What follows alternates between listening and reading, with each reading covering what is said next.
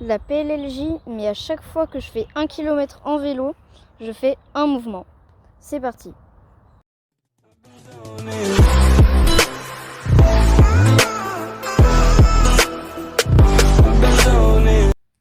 Comme vous l'avez sûrement compris, je vais résoudre donc la PLLJ. Sauf que bon, aujourd'hui, je vais la faire un peu différemment. Je vais utiliser un autre algorithme que je vais vous mettre donc juste en haut.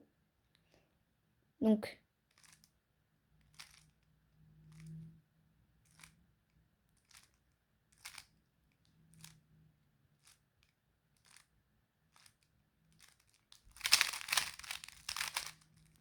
il n'est pas très rapide, c'est pas conçu pour la vitesse. Mais donc c'est celui que je vais utiliser aujourd'hui parce que juste il y a moins de mouvements. Ok, donc comme vous le voyez, on a fait donc comme vous le voyez en haut, on a fait notre premier mouvement et ça va être un R. Ok, donc comme vous le voyez, c'est le deuxième kilomètre. J'ai un peu dépassé, je ne me suis pas rendu compte. Du coup, c'est un U2. Pause. Vous avez vu? J'ai dit 3 fois en 2 km, comme vous le voyez. On lance la musique? Allez. Ok, donc le troisième kilomètre, qui se fait juste là, ça va être un R'. Ok, donc on est arrivé au golf et c'est le quatrième kilomètre et ça va être un U'.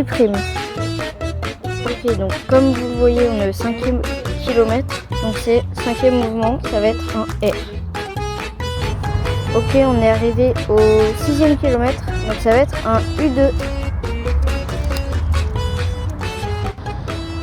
Ok, donc on est presque arrivé au 7e kilomètre, donc on va dire que c'est bon. Et le 7e mouvement, ça va être un L'. Ok, donc on est au 8e kilomètre. Et donc mon mouvement, ce sera U. Ok, donc on est à 9 km.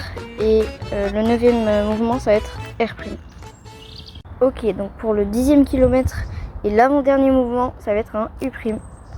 Bon, dernier mouvement, 11e kilomètre, c'est un L.